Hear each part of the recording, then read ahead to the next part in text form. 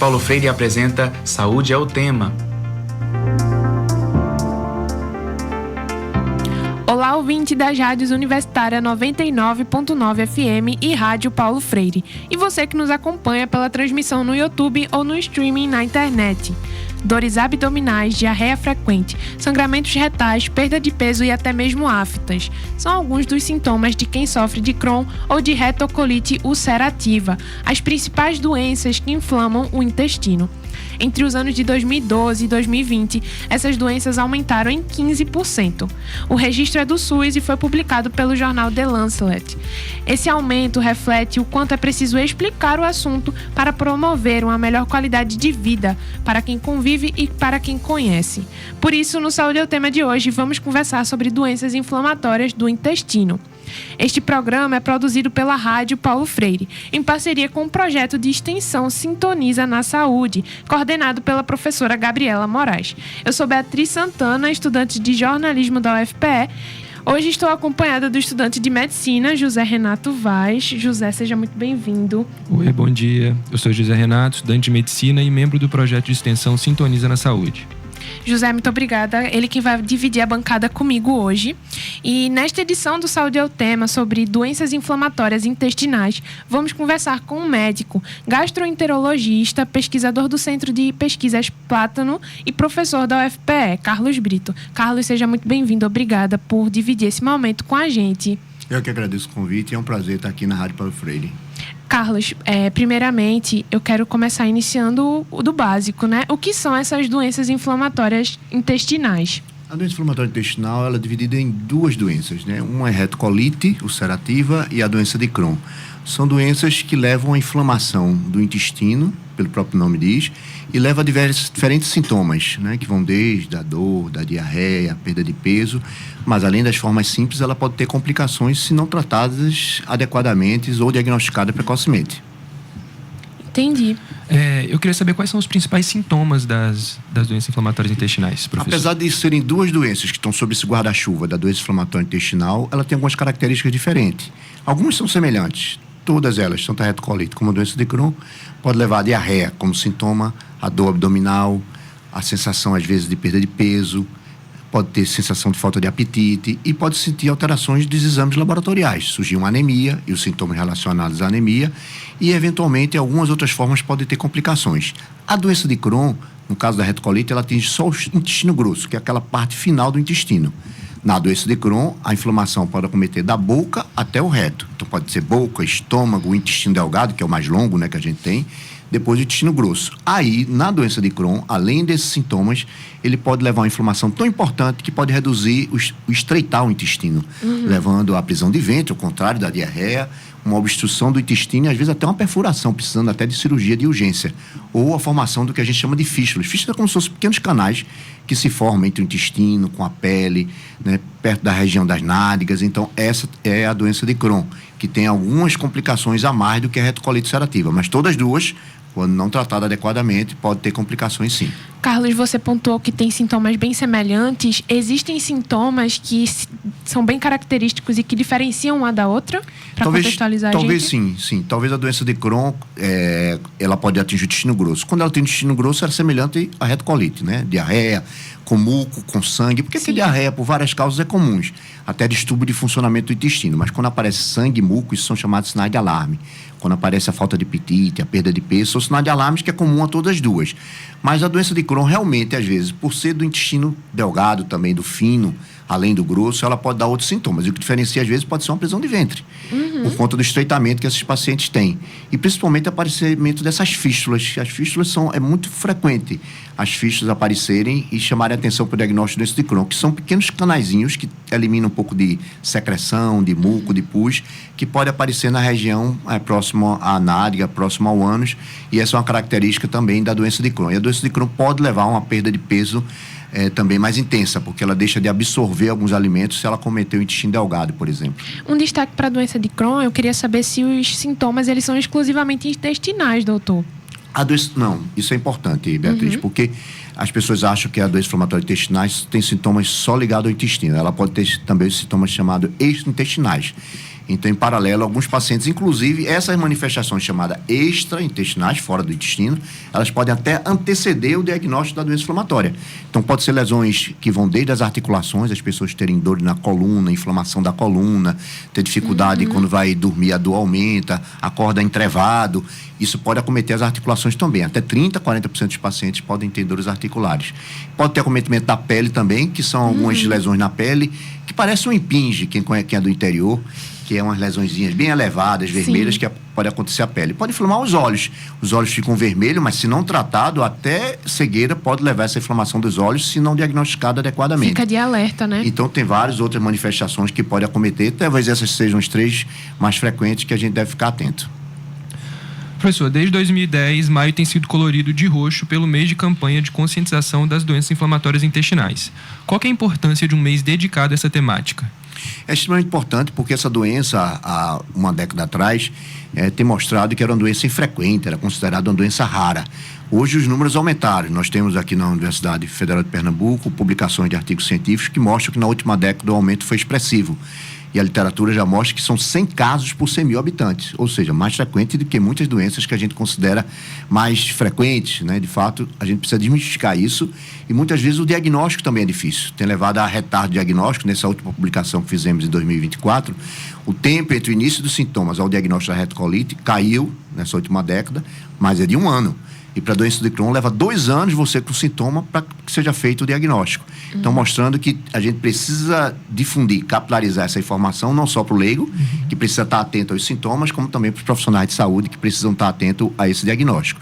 Então, o mês de maio, chamar a atenção para essa doença, falando dos sintomas, como vocês estão fazendo aqui, é extremamente importante e válido para que a gente possa fazer o diagnóstico dessa doença.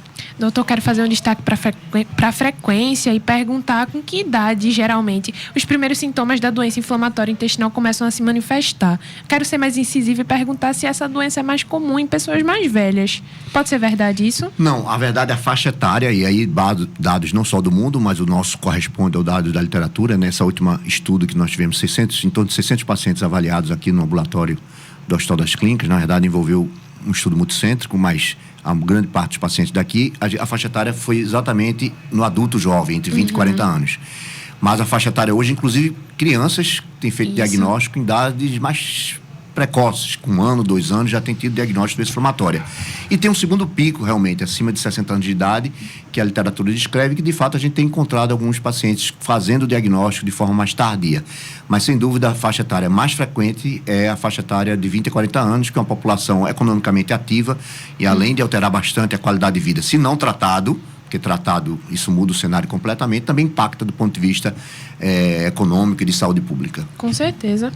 Professor, diferentemente da doença de Crohn, que pode atingir todo o tubo digestivo, como o senhor falou, né, a retocolite ulcerativa inflama as porções finais do trato gastrointestinal, né? Ou seja, o reto e o cólon. É possível pensar que a doença de Crohn, então, ela é mais grave que a retocolite ulcerativa? José, eu diria que sim. É claro que existe casos de retocolite, num percentual menor, que ele inflama todo o intestino grosso, né? Que a gente chama de pancolite. Tem gente que é só o reto, tem gente que é só o reto e o sigmoide, que é um segmentozinho depois do reto, mas tem gente que é todo o colo. E às vezes essa inflamação pode ser tão intensa que pode levar a quadros tão agudos e intensos que pode levar a perfuração.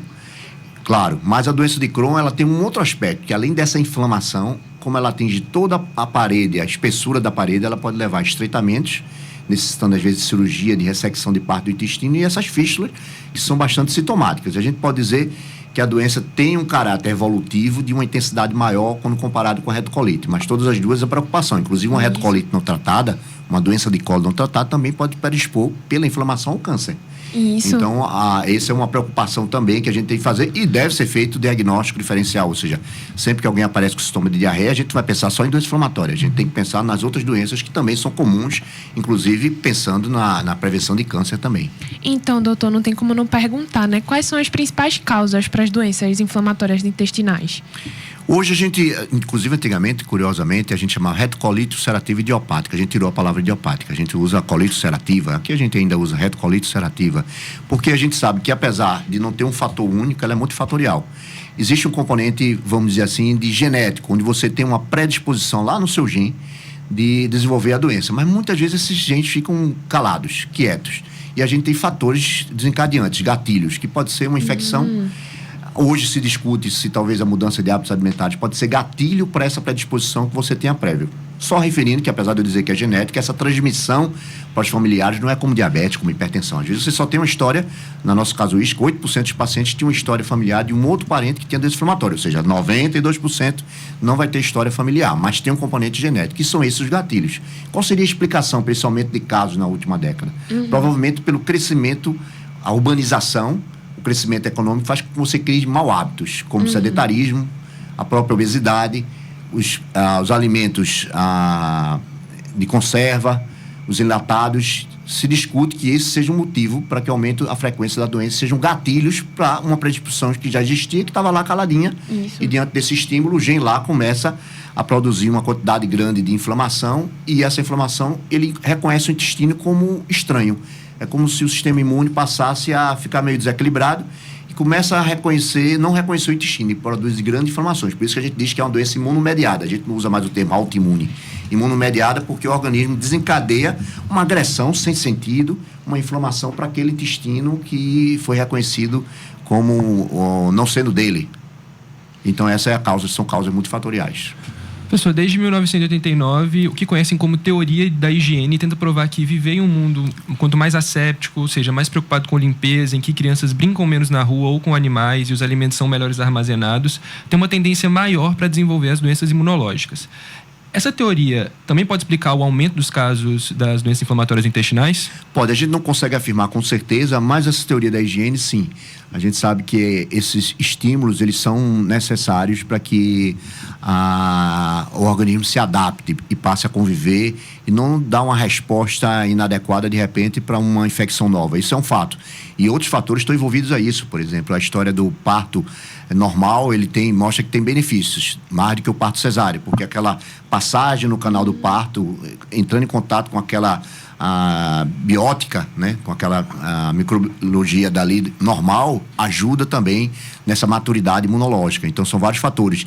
O aleitamento materno, deixar de aleitar, tem alguns estudos mostrando que poderia ser gatilhos para que você tivesse mais frequentemente doença inflamatória. Então existem alguns estudos nas doenças imunomediadas, na doença autoimune, que esses aspectos são todos relevantes, inclusive a exposição mesmo ao ambiente natural, né, essa coisa um pouco do menino poder brincar no chão, com cuidado, depois lavar as mãos, levar isso, né? Levar o chão, a mão à boca, né? Sem estresse. Isso não é o fim do mundo. Pelo contrário, a teoria acha que isso é benéfico, porque estimula o sistema imune a saber se adaptar a um ambiente que é, de certa forma, agressor, mas não o suficiente para você adoecer, mas o suficiente para você se adaptar à sua resposta imune e reconhecer o que é bom e o que é ruim, e mesmo diante do ruim, não dar uma resposta exagerada, né, inflamando órgãos ou assim por diante. Vou aproveitar essa deixa que o senhor fez sobre, enfim, essa passagem da criança, por exemplo, em um parto normal, e trazer uma outra perspectiva, né? Em uma entrevista concedida em 2022 para a clínica Factum, o médico assistente doutor do Departamento de Gastroenterologia do Hospital das Clínicas da Universidade de São Paulo, o nome dele é Ricardo Barbuti, ele verbalizou que, entre aspas, quanto mais equilibrada for a microbiota da mãe, mais equilibrada é a microbiota da criança. Fecha aspas. Então, doutor, a partir dessa afirmação feita por Ricardo, né, como é que podemos pensar o contexto dessa falta de acesso à saúde e alimentação de qualidade, por exemplo, dos pais, com o acometimento dessas doenças inflamatórias do intestino? Sem dúvida, conheço bastante Ricardo Barbuti. Legal. É um professor muito legal, e a gente aqui tem tido convívio com ele nos congressos, né? E, então, de fato, isso é uma verdade. Hoje em dia a gente tem valorizado muito a microbiota. A microbiota tem sido a desorganização. A microbiota é como se fosse a flora normal do intestino.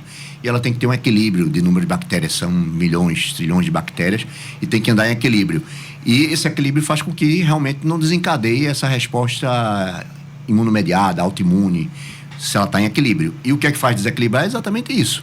É alimentação inadequada, alimentos processados, sedentarismo, obesidade, ou seja, são todas essas ações que a gente precisa conversar com a sociedade e, obviamente, ofertar para que ela tenha acesso à alimentação adequada, que ela tenha acesso à saúde, que tenha acesso a todas as outras coisas, à atividade física para evitar o sedentarismo, ou seja, é papel dos governantes proporcionar uma qualidade de vida adequada para que não haja uma exposição inadequada a esses elementos e você mantenha uma microbiota equilibrada. O uso de antibiótico, por exemplo, a gente teve muito essa prática de automedicação, de usar muito antibiótico. Antibiótico é uma das coisas que altera a microbiota conhecidamente, mas a gente tem que criar esse hábito. Toda infecção que tem acha que é uma bactéria, já começa antibiótico. Inclusive os profissionais de saúde evitar essas prescrições que antibiótico impacta bastante na microbiota. Muito bem lembrado, por sinal tudo está muito conectado, né? Mas antes de José fazer a próxima pergunta, o Saúde é o tema de hoje, fala sobre doença inflamatória intestinal. Contamos com a participação do médico gastroenterologista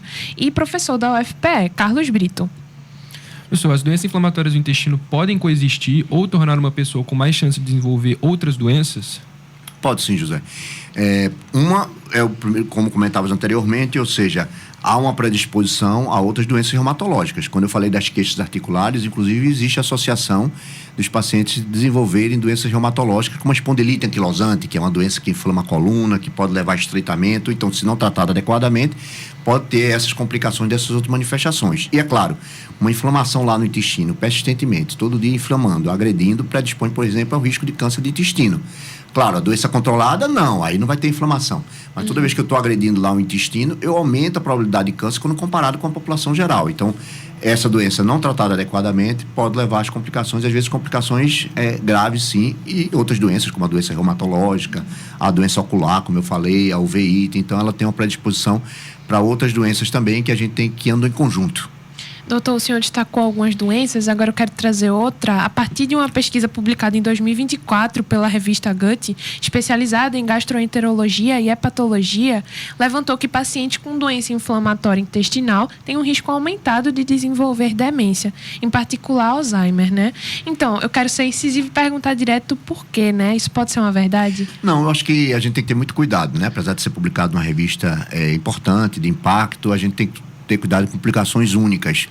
A gente diz que em medicina existem os critérios de Rio, para a gente demonstrar uma causalidade, uma causa-efeito, ou seja, alguma coisa causar uma doença, não basta um artigo científico, eu preciso ter constância. Perfeito. Então eu preciso de mais artigos que mostrem que essa evidência foi replicada em outros locais, em outros mundos, para que ela se torne uma verdade absoluta. Então eu preferia dizer que, apesar de publicar numa revista científica, as evidências ainda não são suficientes para a gente fazer essa afirmativa, deixando, de certa forma, tranquilos os pacientes com doença inflamatória intestinal, que essa é uma abordagem que não faz parte das diretrizes, por exemplo, internacionais, europeias, brasileiras, colocando essa complicação dentro desse escopo. Então vamos esperar um pouco mais para a gente ver se de fato isso é uma evidência que tem uma consolidação. Perfeito, e mais para frente a gente vai dialogando sobre coisas que já são mais concretas, né? No que se tem conhecimento sobre as doenças inflamatórias do intestino. Professor, o senhor tinha dito antes que tem um período de tempo, assim, um tempo bem grande, de 1-2 anos, para estabelecer o diagnóstico das doenças inflamatórias intestinais. Queria que o senhor falasse como é que é feito esse diagnóstico. A gente acha que esse tempo é muito fatorial. Primeiro, a gente também, a população, por às vezes dificuldade de acesso, termina se automedicando. Às vezes até se automedica, pega o medicamento de um vizinho que tomou tal medicação. E às vezes esses sintomas ele não é constante, ele pode ser intermitente. Né? Começou com diarreia, com sangue, muco, pronto, fica direto. Às vezes tem períodos de crise, aí às vezes toma alguma medida, automedicação e melhora por ela mesma. Então esse é um dos motivos. Mas o acesso ao sistema de saúde também é uma coisa que a gente avalia, inclusive nas nossas publicações, como uma possibilidade desse tempo tão prolongado, já que em países desenvolvidos o tempo para diagnóstico é de poucos meses. Então isso justifica esse retardo, às vezes, do diagnóstico pela dificuldade de acesso. Uma outra possibilidade é a desinformação dos próprios profissionais de saúde. Isso. Mesmo lá na unidade básica de saúde, ele desconhece que na presença desses sintomas, entre as hipóteses, tem que ser lembrado da doença inflamatória. E aí também termina retardando o diagnóstico. Mas o diagnóstico é baseado na clínica, então as pessoas com esses sinais de alarme, né, uma diarreia persistente, não é uma diarreia aguda, né, que você comeu um alimento, aí tem aquela diarreia que dura 7 a 14 dias. Não, uma diarreia prolongada, ou uma diarreia que melhora, piora, e com sinais de alarme, como presença de sangue, principalmente, mas também muco, mas somente muco e sangue, e algum desses outros sintomas que a gente falou, né, da perda de peso, da anemia, da dor abdominal, a pessoa deve procurar um médico. Então, o diagnóstico vai ser, quando o médico chegar com essa história, o médico vai pensar baseado na clínica. Não é só suficiente. Eu preciso de outros exames complementares, que vão desde os exames laboratoriais, para ver se tem algum dado, alguma anemia, tem marcadores no sangue de inflamação, mas ele vai precisar, sem dúvida, de uma colonoscopia, como primeiro exame. Colonoscopia, hoje é um exame tranquilo, porque você faz uma medicação que você fica dormindo durante o exame, uma sedação, a gente não diz que é uma anestesia. E aí faz esse exame, hoje é um exame tranquilo, tem um preparo, e a colonoscopia consegue dar o diagnóstico de retocolite e doença de Crohn do colo. para o intestino delgado. Às vezes tem doença do Crohn que é só no intestino delgado, ou seja, eu faço a colono e não vejo alteração, porque o intestino delgado é mais para cima, né? A colonoscopia entra pelo reto, mas é lá mais para cima, e aí eu tenho que fazer um exame de imagem. Por sinal, doutor, esse exame, né, a colonoscopia, informando para os ouvintes, ele se tornou uma orientação a partir dos 45 anos, né? Quando o resultado ele não indica nada, é sugerido fazer de 5 a 5 anos. Eu queria só que o senhor aproveitasse que tocou nesse assunto e destacasse mais a importância desse exame, né, para quem está nos escutando. Isso é importante, Beatriz, porque quando chega lá para o médico e o médico vê com diarreia, com sangue e muco, ele tem que fazer diagnóstico diferencial com câncer. Então, se for com esses sintomas, né, antes de 45 anos, ele vai fazer a colonoscopia. Mas se ele for acima de 45 anos e ainda não tiver feito a colonoscopia, é mais um motivo. Porque, obviamente, eu tenho que fazer o diagnóstico diferencial com o câncer coloretal. E faz parte hoje da rotina, alguns protocolos de 45, outros 50 anos, ele deve fazer a colonoscopia. Se a colonoscopia, na verdade, vier normal, né, não for feito o diagnóstico de retocolite, também não foi identificado câncer, se ele tiver mais de 45 ou 50 anos, ele vai fazer essa colonoscopia, na verdade, a protocolos são a cada 10 anos. Se tiver um parente de primeiro grau, isso para prevenção do câncer coloretal, né? Se tiver um parente de primeiro grau que tenha tido câncer de intestino, né, ou pais ou irmãos, aí o tempo reduz para 5 anos e você fica fazendo teste de sangue oculto nas fezes a cada ano. Então, essa é uma triagem, mas é uma recomendação. Mas hoje, a colonoscopia faz parte da prevenção do câncer de colo, assim lembrando como é a prevenção, né, para câncer, para colo uterino, que a mulher deve fazer também regularmente. Professor, e quais são as limitações para quem vive com as doenças inflamatórias intestinais? José, o conceito é o paciente diagnosticado. Hoje a gente tem um arsenal terapêutico imenso disponível no SUS, inclusive. Não é para ele ter alteração de qualidade de vida, é para ele ter vida normal. Claro, o paciente que ainda não fez o tratamento ou não encaixou naquele momento ainda o tratamento, isso é feito em hipertensão e diabetes. Às vezes a primeira medicação que a gente faz não consegue controlar a pressão. Na diabetes também, aí o médico vai ajustando. Claro, nesse período até o ajuste, achar a medicação ideal para ele pode ter algumas limitações na qualidade de vida, na frequência de evacuações muito frequente. Às vezes pode evacuar, às vezes 8, 10, 20 vezes no dia, o que limita bastante a qualidade de vida, dificulta ele de realizar suas atividades habituais, de trabalho, de lazer, né? E, às vezes até a gente discute muito que talvez esses pacientes, até o controle da doença, tem algumas prioridades, por exemplo, de acesso em fila de banco, né? Que tem acesso, inclusive, acesso a ônibus, a transporte, a banheiros públicos, porque nessa fase é assim. Mas depois de a doença controlada, tratada adequadamente, é vida que segue, vida normal, porque aí ele consegue controlar. Claro, se ele teve alguma complicação especificamente, até essa complicação tendo existido, né, porque ele não teve tempo de tratar, ou a complicação surgiu, aí vai ter um tratamento específico para cada dessas complicações. Mas hoje a gente tem tanta experiência e tanta possibilidade de tratamento que mesmo na presença de complicações a gente consegue dar uma qualidade de vida adequada para essas pessoas e ele recuperar para o seu patamar inicial. Perfeito. Então, vamos pautar um pouquinho sobre essa promoção de qualidade de vida, né, para essas pessoas. Queria que o senhor aproveitasse o momento para destacar um pouco se a prática de exercícios ela é indicada, né, para pessoas com diagnóstico. É fundamental isso, né? Na verdade, a prática de atividade física, e eu vou dar um conceito mais amplo, tem mostrado que é o único fator, a atividade física mostra que é capaz de reduzir a frequência de câncer de intestino e de mama. São os dois cânceres que a atividade física tem evidência científica mostrando benefício. E para as doenças intestinais, especialmente, né? Porque facilita, na verdade, o trânsito intestinal e evita o surgimento de obesidade, né? O sedentarismo também é um fator associado, claro, além dos hábitos alimentares.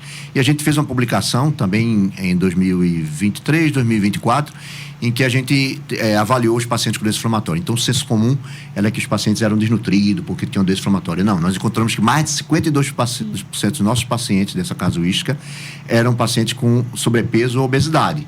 Ou seja, ele tem doença inflamatória intestinal, mas os maus hábitos alimentares e o sedentarismo levam à obesidade. E aí, olha, se você é hipertenso ou diabético ou tem doença inflamatória intestinal e ainda tem obesidade, isso tem que ser tratado adequadamente. E a atividade física é um desses elementos que melhora também a qualidade de vida, melhora o humor, liberação de serotonina, faz todos os bens possíveis e também para o intestino. Professor, agora falando um pouco sobre dieta, quais que são as comidas e os alimentos que não são indicados para quem tem o diagnóstico de doença inflamatória intestinal? Isso também, vou falar de uma forma mais ampla, existe muito preconceito, né, José? Existe uma ideia senso comum que o paciente vai ter várias restrições alimentares, e também não deve ter, porque não existe uma correlação de que um alimento específico piore a doença, ou seja, a doença vai ser controlada com medicamentos, e ela tendo controlado é vida normal, porque tem a história da cultura popular que tem alimento remoso, né? Então fala do camarão, que não pode comer carne de porco, aí até brinca, e carne de pato, a gente não vive comendo carne de pato, mas até dizem isso, né? Mas essas não tem correlação, ou seja, esses alimentos podem ser secretagogos, mas sobre a doença inflamatória, essa comida não é remosa, ou seja, ele pode fazer uso desse alimento. Claro, se eu estou com o intestino aqui ainda não tratado, em franca crise, que às vezes pode acontecer uma crise, eu não vou comer uma buchada, não vou comer uma feijoada, porque aí meu intestino vai encher de gases, vai distender. Não que isso vá piorar a inflamação, mas eu vou ter desconforto abdominal. Então, não existe. Agora, claro, em algumas situações, a gente tem que caminhar para o nutricionista, porque se ele tem um intestino delgado muito inflamado, já teve um estreitamento, teve uma ressecção do intestino, porque pode acontecer em alguns casos. Aí o nutricionista vai orientar a melhor dieta, a melhor que pode ser absorvida, vai dar alguns elementos da nutrição para aumentar a massa muscular, e vai precisar do apoio do nutricionista, que todos esses pacientes deveriam ter em paralelo o suporte do nutricionista, que é o especialista que pode orientar melhor sobre a questão dos hábitos alimentares. O senhor trouxe um conceito, talvez eu verbalize errado, mas é ressecção do intestino delgado. Isso, o senhor pode explicar para o ouvinte, por favor, o que seria esse conceito? Posso sim. Na verdade, acontece, e é isso que eu estou dizendo, né? Nesses casos que não conseguiu chegar a tempo do tratamento. Ou fez o tratamento, mas teve a complicação de fazer um estreitamento do intestino. Às vezes o estreitamento é tão importante que as fezes não conseguem passar. E às vezes vira uma condição de urgência, que aquele segmento do intestino ele tem que ser tirado um pedacinho. O intestino delgado tem 6 metros. Às vezes, numa cirurgia, termina tirando um pedaço. Pode ser pedaços pequenos, às vezes pedaços maiores, por isso que a gente tem que tratar bem o paciente para ele não ficar fazendo ressecções extensas do intestino, porque aí compromete a absorção. Então é a retirada de um pedaço do intestino que está estreitado intensamente, que não consegue fazer com que as fezes caminhem, e aí você tem que fazer a ressecção daquele intestino. Mais para frente a gente desenvolve um pouco mais sobre isso. Professor, pacientes com doença inflamatória intestinal podem engravidar? Podem sim. O paciente com doença inflamatória é outra coisa que às vezes as pessoas têm receio. Claro, qual é o conceito? Mais uma vez, ela tem que estar com a doença controlada, né? Porque, apesar de a gravidez não ser doença, é saúde, mas eventualmente essas alterações hormonais poderiam facilitar uma recaída, uma crise. Então é importante que quando ela decida pela gravidez, ela esteja bastante controlada da sua doença. É claro que ela, com acompanhamento médico, a grande totalidade dessas medicações pode ser utilizada na gravidez. Mas tem algumas medicações que a gente não tira ou modifica quando a pessoa engravida. E tem algumas que a gente faz de medicação que a gente diz, olha, essa medicação aqui eu escolhi para você. Na verdade, às vezes nem faz isso muito, a gente não escolhe uma pessoa que deseja engravidar uma medicação que ela não pode tomar. Mas se essa for a decisão em conjunto, ela vai ter que tomar um método anticonceptivo que evite a gravidez. E na hora que ela decidir engravidar, a gente vai dizer, vamos tirar essa medicação. Mas para a maioria das medicações da doença inflamatória intestinal, você pode tomar, inclusive, durante a gravidez. Doutor, no começo do programa o senhor já falou um pouco sobre a relação das doenças inflamatórias intestinais e o câncer, mas eu queria reservar esse momento para o senhor desenvolver mais para a gente como é que elas estão interligadas, né? Podem estar interligadas. Isso. Na verdade, o que acontece é que hoje, inclusive, a gente mudou a definição de proposta de tratamento. A gente chama de alvo, né? Como se fosse um alvo mesmo a ser atingido. Então, antigamente, a gente dizia que... E acontece às vezes. A gente chega no ambulatório, pacientes que estão encaminhados, obviamente, de não especialistas, né? E que chega com o paciente tomando aquela medicação já há anos e está clinicamente bem. Isso, por incrível que pareça, hoje só não é suficiente para a gente. Então, depois que eu começo um tratamento do paciente, depois de 9 a 12 meses, eu vou ter que fazer uma colonoscopia de controle para saber se a medicação que eu fiz foi adequada. Porque às vezes o paciente melhora clinicamente. Quando a gente faz a colonoscopia, ainda tem inflamação. E eu vou ajustar a medicação. Por quê? Porque esse é o nosso grande receio. Então, eu preciso agora não só melhorar os sintomas, eu preciso hoje, como alvo, ter uma colonoscopia evidenciando que a doença está controlada. Aí, vida que segue. Porque a inflamação, às vezes, pode não levar ao sintoma, mas está lá. Uma inflamação, meses, anos, indica uma proliferação do tecido para se proteger. Mas, às vezes, essa proliferação tão exagerada diante de um estímulo inflamatório pode predispor à formação de células neoplásicas. E aí predispor o câncer. Por isso que, na presença de inflamação, há uma predisposição. E aumenta bastante quando comparado com a população geral. Então, qual é o meu objetivo? Não ter inflamação na colonoscopia, que vou fazer de controle. Não é preciso fazer todo ano, mas a primeira que eu vou ter que fazer depois de iniciar o tratamento ou quando modifico o tratamento. E aí, com isso, a doença sem inflamação, vida que segue. Eu até vou fazer uma frequência de colonoscopia maior do que aqueles 10 anos que a gente, Beatriz, conversou no começo. Porque esse paciente, como ele tem uma predisposição, e eu preciso ver se, apesar de estar clinicamente ter inflamação, o meu intervalo de colonoscopia pode ser um pouco menor. Depois de 8 anos de doença, a cada 3, podendo chegar até 5 anos, eu vou ter que repetir uma colonoscopia, mesmo que ele esteja clinicamente bem, para ver se a gente não flagra lá. Se bem que hoje a gente tem um exame na fezes, calprotectina, que a gente vê se tem inflamação também, mas a colonoscopia vai ter que ter uma frequência um pouquinho mais regular. Esses exames podem ser feitos, enfim, ao mesmo tempo, né? Ao mesmo período de realização de exames? Sim, hoje a gente tem uma sequência, né? Primeiro da avaliação clínica, a gente pede os exames laboratoriais de sangue, aí depois a gente programa a colonoscopia e depois, logo imediatamente, anualmente, a gente fica fazendo um teste que é nas fezes, é um marcador de inflamação. Não preciso repetir no ano seguinte, o paciente dando a primeira colonoscopia controlada, no ano seguinte eu vou fazer essa calprotectina, um examezinho de fezes que avalia se tem inflamação. Se ele mostrar que está controlado, eu vou seguindo esse paciente só com esse teste. E aí, nesse período, cada caso é um caso de 3, 5 anos, aí eu vou pedir uma colonoscopia. Então tem uma certa sequência, mas a maioria das vezes são exames de sangue que a gente precisa fazer regularmente, né? Às vezes a cada 6 meses, esse exame de sangue. E o exame da calprotectina desse nas fezes para ver a atividade inflamatória, que pode ser inicialmente a cada 6 meses, depois a cada 1 ano. E só lá na frente é que a gente vai fazer a colonoscopia, ou seja, tem uma sequenciazinha a ser seguida aí, mas é super tranquilo. Os pacientes até se sentem seguros, em fato, tá fazendo essas colonoscopias com esse intervalo, já que o exame hoje é muito tranquilo. Perfeito. Professor, agora eu queria saber se as crianças diagnosticadas com doença inflamatória intestinal podem ter algum déficit cognitivo ou físico em razão da doença. Não, a criança especificamente, as evidências que a gente tem é em relação a déficit de crescimento. Esse é um marcador importante, né, para os pediatras. A gente tem um grupo de estudo de doença inflamatória intestinal com reuniões regulares mensais lá no Centro de Pesquisa Plátano, em que vão os pediatras também, né? Tem referências tanto aqui no HC como no IMIP. E uma das coisas que chama muita atenção quando eles vão apresentar os casos é o efeito que pode dar sobre crescimento e desenvolvimento, né? Naquelas curvas de crescimento, isso pode comprometer, muito mais do que no adulto, né? Claro. Mas na criança, sem dúvida, isso pode comprometer bastante. Mas nesse sentido, mas no ponto de vista de cognição, de inteligência, não. Essas crianças têm vida normal. Continuando essa roda de desmistificação, né? Tem essa questão da intolerância à lactose e ao glúten, né, doutor? Eles podem ser confundidos com as doenças inflamatórias intestinais? Podem. Essa, inclusive, vai entrar no diagnóstico diferencial. Entendi. Porque essas doenças, elas podem dar diarreia. Por exemplo, o intestino irritável, eu incluiria aí nessa sua relação, porque o intestino irritável ele é mais frequente, inclusive, do que a intolerância à lactose. Sim. Alguns dados mostram 3%, o intestino irritável, a frequência é até maior, que é um distúrbio de funcionamento do intestino. A intolerância à lactose, você tem a deficiência da enzima, né, que é a lactase que quebra o leite e os derivados de leite. Todas essas doenças podem levar a diarreia, a doença celíaca também. Uma característica que ajuda ao médico no diagnóstico diferencial, e pode dar catarro, por exemplo, esse muco nas fezes, o intestino irritável também pode dar. Mas é a presença do sangue. A sangue a gente não espera, nem na doença celíaca, nem na intolerância à lactose, nem no intestino irritável. Então, quando aparece esse sangue, isso pode ser um sinal de alarme para diagnóstico diferencial, inclusive com a doença inflamatória intestinal.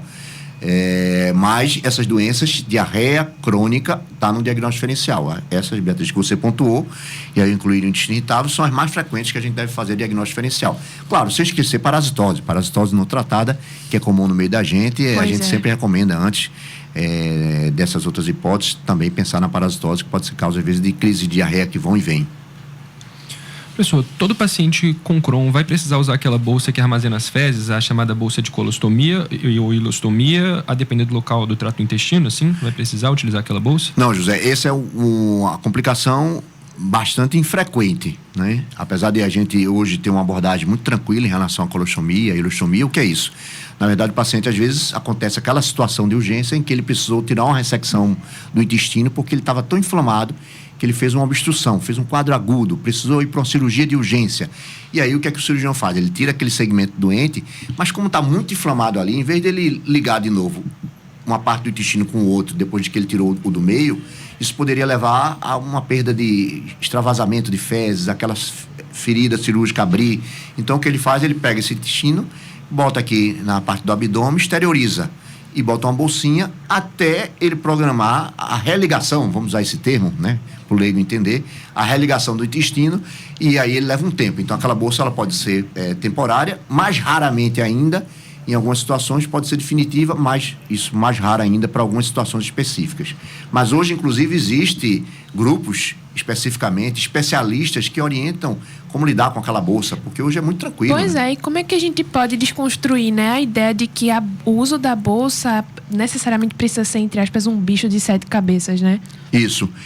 A bolsa hoje, ela é muito tranquila de lidar. Hoje tem disponibilidade da bolsa, o SUS disponibiliza. Existe até grupos de ostomia em que trabalha essa questão dessas bolsas de colostomia para como tratar, para evitar irritação da pele.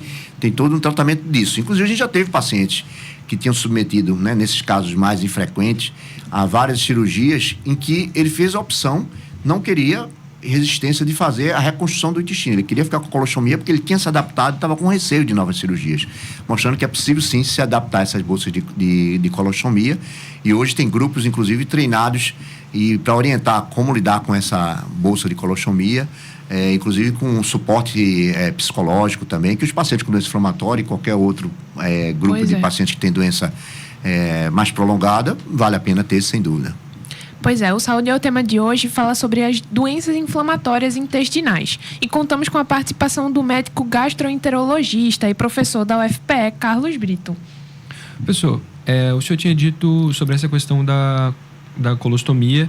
Quais são os casos assim que a gente pode dizer que são necessários à cirurgia? É só naquele caso de ter aquela estenose ou algum outro? Basicamente do estreitamento. Mas, claro, passou o diagnóstico, passou muito tempo, a doença prolongada, não foi tratada adequadamente, um câncer.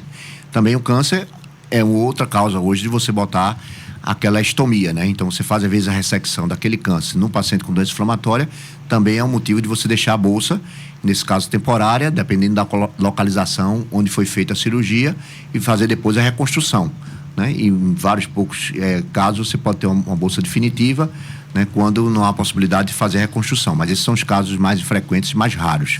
Mas seria basicamente nessas condições. Doutor, o senhor trouxe essa questão de haver casos que não são possíveis de reconstrução, por exemplo. Eu queria ir direto ao ponto e perguntar, né, se essas doenças inflamatórias intestinais, elas têm cura. Não, essas doenças eu tenho falado muito assim para os pacientes. Que ela tem uma doença, e as pessoas se assustam muito, né? Tem uma doença crônica, né? Uma doença que é incurável. Mas eu digo o paralelo que a gente tem, porque a gente está tão acostumado com hipertensão, com diabetes, que quando a gente fala numa doença nova, pra gente nova, que adoece sobre ela, doença inflamatória, você cria aquela ansiedade extrema, né? Mas na verdade ela é como diabetes, como hipertensão, como a doença da tireoide. Verdade. Ou seja, eu faço o diagnóstico, eu vou tomar medicação o resto da vida, porque se eu parar de tomar remédio da diabetes, eu vou ter complicação da diabetes. Né? Se eu tomar da hipertensão, a mesma coisa, da tireoide e a mesma coisa da doença inflamatória. Qual é o que eu digo aos pacientes também que é tranquilo? É uma doença só do intestino, apesar de ter essa frequência, às vezes, uma manifestação fora do intestino, mas não é a principal preocupação. Então, é uma doença só intestino, ou seja, até essa minha doença, eu não tenho repercussões sobre outros órgãos, né? Como às vezes a hipertensão, a diabetes, a doença tireoide, tem, mas esse não tem, é seletivo. Então, imaginar isso, ou seja, é como hipertenso, como diabético, não vai ter que tomar medicação a vida toda? Vai. Também, na sua doença inflamatória, vai tomar medicação, vida que segue, bem controlado, vida normal, sem alterar a qualidade de vida, né? Quando tiver tudo bemzinho, controlado, e assim é o objetivo. Professor, quando a gente está no ambulatório, ou até estudando mesmo sobre doença inflamatória intestinal, a gente fala que pelo menos a gente observa que teve uma mudança do tratamento e na qualidade de vida dos pacientes, né? Eu queria que o senhor falasse um pouco sobre essa melhora que ocorreu com o surgimento desses novos medicamentos imunobiológicos, assim, e em comparação com o tratamento anterior. Como é que melhorou a qualidade de vida do paciente? Sem dúvida. Hoje o arsenal terapêutico faz com que a gente realmente consiga controlar e melhorar bastante a qualidade de vida desses pacientes, né? Hoje a gente tem as medicações, não só as medicações orais, que respondem, por exemplo, na retocolite, 70% dos pacientes na casuística da gente respondem com a medicação oral, né? Mas tem 30%, 40% que precisa das medicações injetáveis. E na doença de Crohn, essa proporção é um pouquinho maior de precisar das medicações injetáveis. Mas a sorte é que hoje a gente tem essas medicações que são feitas com engenharia genética, biologia molecular, então são os anticorpos. Hoje a gente está um pouquinho familiarizado com a vacina, né? A gente diz, eu estou tomando a vacina. O que é que a vacina faz? Ela, na verdade, vai evitar desenvolvida por engenharia genética, né? Como foi do Covid, e você vai evitar, na verdade, que você adoeça. A mesma coisa é dos anticorpos. Em vez de ser anticorpos com vírus, essas medicamentos, ela é um anticorpo contra a inflamação. Então tem uma substânciazinha lá com o nome X. Se desenvolveu anticorpos que vai bloquear essa inflamação. Então é uma tecnologia muito moderna. São tecnologias caras, mas hoje está disponível no SUS. Então, eu posso usar os chamados biológicos, ou seja, são anticorpos que são produzidos para reduzir aquela inflamação que está acontecendo no intestino.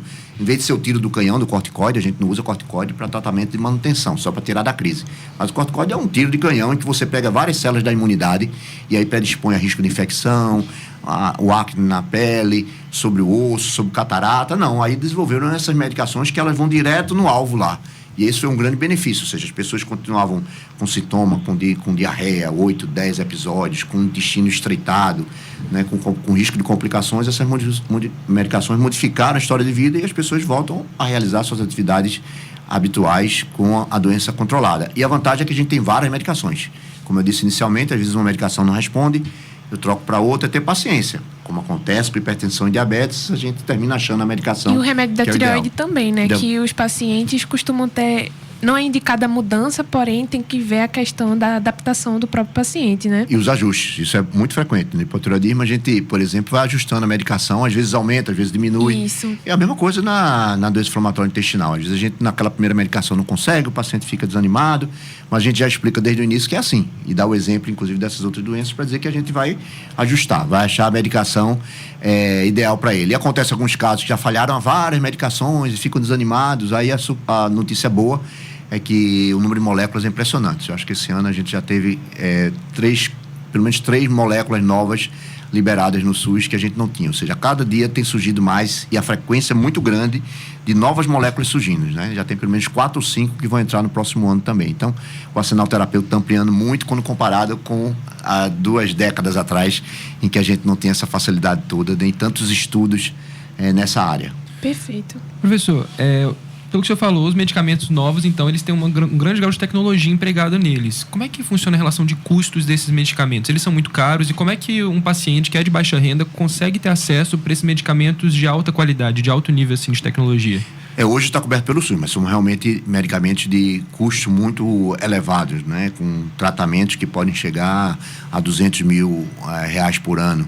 O tratamento. E hoje o SUS está incorporado, né? Foi incorporado como uma tecnologia, as evidências científicas mostram benefício e tem sido incorporado no SUS. Tanto no SUS como no sistema de saúde privado, suplementar, também está incorporado, ou seja, é um direito do paciente, ou seja, no SUS ou no privado, dele ter acesso a essas medicações dentro de protocolos, dentro de indicações bem específicas, né? Claro que a gente precisa lembrar que não precisa usar essa medicação, apesar de ser uma nova tecnologia, né? E, obviamente, a gente sempre lembra que tem medicações, por exemplo, do paciente com retocolite, a medicação oral, ela é que funciona mais frequentemente na casuística da gente, 70%, ou seja, tomando sua medicaçãozinha oral resolve. Então, também não se angustiar, eu quero tomar a medicação mais nova, ou o médico prescrever, eu vou prescrever a medicação mais nova, de última tecnologia. Não, tem que ser baseados em protocolos, até porque drogas orais podem funcionar tão bem quanto biológico para alguns casos específicos, e no caso da retocolite, a maioria deles. Perfeito. Então, eu queria só pedir para o senhor desenvolver mais um pouco, a gente está caminhando para o final. Qual é a diferença de um paciente que tem a doença inflamatória intestinal na fase ativa para aquele que está na fase de remissão, né? Isso. Esses são nossos objetivos, ou seja, quando o paciente chega pela primeira vez, ele está em doença ativa, ou seja, ele está com uma diarreia 8, 10, 20 vezes, com sangue, com muco, com dor abdominal, ele está em crise.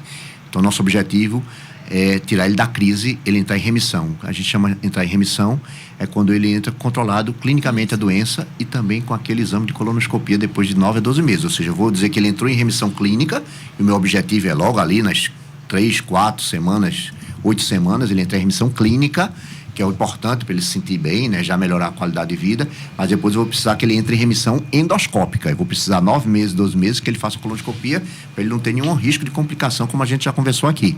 Então, na verdade, esse é o meu objetivo da remissão. Claro que eu vou ficar tempo, recidivas, é um outro termo, porque eventualmente ele pode ter uma crise que pode ser por vários fatores, às vezes uma infecção, ou um gatilho que tenha causado. Então pode ter crise? Pode. Quem é hipertenso também pode ter um pico de hipertensão também. O período de remissão é um período de muita atenção também, atenção, né? de acompanhamento, mas seguir vida normal e ficar atento se tiver alguma crise. Perfeito. Mas aí dizer, então quer dizer que tem crise? Quem é hipertenso às vezes também, né? Às vezes tem um pico de hipertensão, teve um estresse grande e tal. Todas essas doenças fazem isso mesmo, né? A diabetes, descontrolou minha glicose, vou voltar lá para o médico, ele vai ajustar a dose. Isso pode acontecer também na doença inflamatória intestinal e isso tem as medidas para controle da doença. Então, esses são os meus objetivos de manter esse paciente. Mas é claro que eu tenho outros objetivos, melhorar a qualidade de vida, o estado nutricional e psíquico também. porque é importante que o profissional de saúde ele esteja bem alinhado com o paciente, respondendo todas as dúvidas, todas as questões que ele tem sobre a doença dele, ou seja, esse esclarecimento é muito importante para gerar a relação de confiança, para ele aderir ao tratamento e ficar atento com as questões psíquicas também, porque às vezes o paciente ele tem dificuldade de falar e é preciso que abra um espaço para que ele fale das ansiedades dele, das angústias em relação ao que ele pode ter. Algumas perguntas que vocês fizeram aqui, muitas delas, claro, e deixar esse espaço para ele, e se ele precisar de um apoio de um psicólogo, de um psiquiatra, porque ele está com dificuldade de entender a doença dele, mesmo você explicando com todo cuidado, é importante dizer a ele que isso é importante. Que procurar um psiquiatra, um psicólogo, a gente encaminhar, é uma coisa saudável, vai ajudar a gente a enfrentar melhores os problemas, às vezes não só da doença, mas até do cotidiano, do dia a dia, que podem ser gatilhos para que a gente fique desconfortável, não esteja com a mesma qualidade de vida. Perfeito. Professor, paciente ao suspeitar que está com sintoma ou que tem a doença inflamatória intestinal, qual que é o caminho que ele vai percorrer até conseguir alcançar esse diagnóstico assim, né? Como é que ele faz para procurar ajuda? Ele tem que seguir, na verdade, as vias normais do Sistema Único Suplementar, né? Falando do sistema público, claro, porque aí é o nosso foco principal, que representa 70% da população. Ele deve, na verdade, ter a regulação, né? Então, ele vai procurar lá o Programa de Saúde da Família, a Unidade Básica de Saúde, e lá, ele, dependendo da queixa, o médico vai encaminhar ele para a unidade de referência. E nessa unidade de referência, aí ele vai solicitar os exames que forem necessários, se a suspeita for a doença inflamatória, ou precisar fazer diagnóstico diferencial contra as doenças. Mas eles devem seguir a rede. Nessas hospitais, essas unidades de referência, que vão atender, às vezes, por um especialista, na maioria das vezes pode ser atendido inicialmente por um clínico geral. E depois, ou um pediatra. E depois, havendo necessidade, ele pode encaminhar para a especializada. Essa especializada, em alguns momentos, ele pode pedir uma orientação ou uma discussão, a maioria delas pode ser tratado nessas unidades, de um especialista que tem um volume importante ou que precise da terapia biológica. Aí eles encaminham para os centros especializados hoje, que pode atender ou tirar a dúvida desse especialista, e depois ele pode até retornar para essas unidades. Então, por exemplo, a gente tem hoje o Hospital das Clínicas, que tem um maior volume de atendimento de pacientes inflamatórios, mas a gente tem o Barão de Lucena, que tem um grupo de coloproctologistas também lá, que é referência e também atende o paciente com doença inflamatória. A gente tem no OC, no Hospital Oswaldo Cruz, no IMIP, que atende a faixa etária pediátrica, é uma referência hoje também doença inflamatória intestinal, e tem alguns outros hospitais que também fazem atendimento ambulatorial. Isso eu me refiro àqueles que têm um ambulatório específico com uma demanda grande de doença inflamatória intestinal. Mas o encaminhamento, de fato, para essas unidades de referência vão ser a partir daquelas outras unidades de menor complexidade que vão fazer um encaminhamento específico. Eu não posso chegar nessa unidade e dizer, eu quero um atendimento em doença inflamatória. O sistema, a regulação não permite o atendimento desse paciente, a não ser que seja com um encaminhamento de alguma dessas unidades feito por profissional de saúde. Doutor, o senhor é especialista em gastroenterologia, por exemplo, né? Eu queria só aproveitar e pedir para destacar quais são os outros especialistas, mais uma vez, né? Só para reforçar para o ouvinte, né? E esse momento para falar sobre a equipe multidisciplinar, que o senhor destacou muito bem, a questão da saúde mental, das pessoas que vivem e também das pessoas que convivem com quem tem essas questões, né? Eu sou, na verdade, sou professor de clínica médica, mas também de gastrologia. Mas no meu concurso aqui na universidade, eu passei como professor de clínica médica. Sim. Hoje sou professor da gastrologia, e eu digo que o generalista, ele deve estar atento a esse diagnóstico, assim como o pediatra também, e deve ver o paciente como um todo, né? Não pode ser o especialista que sou gastro, vejo o intestino. Eu tenho que agir como clínico de formação, mas é uma doença multidisciplinar, né? Nessa conversa que a gente teve aqui, a gente falou da importância do nutricionista, falamos da importância do cirurgião, né? O coloproctologista, você tem até a referência que a gente tem no HC coloproctologistas e essas outras unidades que eu falei também, que são referências no Brasil inteiro. E a gente tem aí o psicólogo, o psiquiatra, né? A gente precisa, às vezes, até da questão de estimular a questão da atividade física. Isso. Então, a gente tem que envolver outros profissionais também, né? Professores de educação física, que possam também ajudar na atividade física dessas pessoas. Ou seja, esse é um paciente que precisa de uma abordagem multidisciplinar. Inclusive, nas reuniões que fizemos aqui no Mais Roxo, coordenado pela doutora Valéria Martinelli, a abordagem foi multidisciplinar. Ou seja, a gente teve a presença de um nutricionista, de uma psicóloga, é essa abordagem que a gente faz no ambulatório. E sente a necessidade de ter todos esses especialistas no ambulatório, nem sempre consegue, mas a gente tenta fazer essa abordagem. E quando não consegue, gosta de reforçar que é muito importante ter essa equipe multidisciplinar, né? Isso, e o paciente reconhecer que é importante, que às vezes até tem resistência do paciente. Ele acha que não precisa, que ele mesmo cuida da alimentação dele, que ele não precisa de um psicólogo, que ele está bem, não precisa do psiquiatra. Então, às vezes, é importante a gente experimentar. É mesmo. Professor, agora indo para a última pergunta. Quais são os sites, os locais em que o paciente consegue encontrar uma informação segura e de qualidade sobre a doença inflamatória intestinal? Existe no Google, não teria agora de cabeça especificamente dizer a você, mas procurar no Google, existe a Sociedade dos Portadores de Doença Inflamatória Intestinal. Existe em todos os estados, existe aqui em Pernambuco, que tem o site dessa sociedade, né? Vê-se, obviamente, se é o site direitinho, que é referência, né? E ele pode buscar essas informações. E, obviamente, com os profissionais de saúde, né? Ter cuidado também, porque às vezes a gente vai fazer pesquisa no Google, né? Ou qualquer outra ferramenta dessa de busca, né? A gente brinca, né, com o Dr. Google, e às vezes as informações são truncadas. Às vezes o paciente sai em pânico porque as pessoas já passam informações, eu não acredito que seja de má fé, até por desconhecimento também, que termina levando mais angústias do que certezas e respostas. Então tem que ter muito cuidado com esse tipo de informação também. Então o senhor pode repetir, é a Associação dos Pacientes... Portadores de Doença Inflamatória Intestinal. Entendi. No site deles, então, consegue encontrar informação de qualidade. Consegue. Você tem lá informações e pode fazer essas buscas. E na própria sociedade, né? Às vezes existe a sociedade, mas isso, obviamente, é para os médicos. Existe uma Sociedade Brasileira para Estudo da Doença Inflamatória, né? Que é o grupo para doença inflamatória, que é o GEDIB, né? De profissionais. Realmente o site é mais para profissionais de saúde. Eventualmente, se quiser buscar o nome de um profissional de saúde no seu estado, você vai lá e procura ser aquele médico especialista. Repete a sigla, por favor? É o GEDIB, que é o Grupo para Estudo da Doença Inflamatória Intestinal. Isso aí você vai encontrar no site. Ali talvez seja mais interessante para você ver, procurar o nome de um médico que trabalha com doença inflamatória intestinal, que está lá cadastrado e é especialista, né? Eu faço parte, sou titular do GEDIB também e fundador desse grupo. Que bom saber sobre isso, doutor. A gente está caminhando para o final do programa, mas antes de encerrar, eu gostaria de passar a palavra para o médico gastroenterologista, pesquisador do Centro de Pesquisa Plátano e professor da UFPE, Carlos Brito. Na verdade, aqui eu mais agradecer. Eu acho que esses momentos que vocês criaram num mês tão importante como esse é extremamente relevante. Então, a Rádio Paulo Freire, Beatriz e José, então, parabéns aí pela iniciativa. Eu acho que isso vai ter uma abrangência, uma capilarização importante. E a gente fica sempre aqui à disposição para tirar dúvidas adicionais, se sugerem perguntas das pessoas que estiverem ouvindo o programa, e me coloco à disposição para esse e para outros temas que se fizerem necessário para ajudar a população a tirar suas dúvidas. Perfeito. Alguma questão que a gente não tocou que o senhor gostaria de relembrar, desmistificar? Eu acho que vocês foram completos, tirando todas as dúvidas. Nem eu pensaria em tantas questões como vocês fizeram. Obrigada, Carlos, mais uma vez, pela participação e pela disponibilidade de estar aqui com a gente falando sobre esse tema tão importante. Além de você, eu agradeço a participação do estudante de medicina da UFPE, José Renato Vaz, que conduziu a entrevista junto comigo. Foi um prazer, viu? Foi bem legal. Pronto. Para saber mais sobre o projeto de extensão parceiro nosso no Saúde é o Tema, acesse o Instagram, @Sintoniza na Saúde. Repetindo, @Sintoniza na Saúde. O Saúde é o Tema termina por aqui. Esta edição sobre doenças inflamatórias intestinais, em parceria com o projeto de extensão Sintoniza na Saúde, fica disponível no site radiopaulofreire.ufpe.br e nas plataformas de podcast.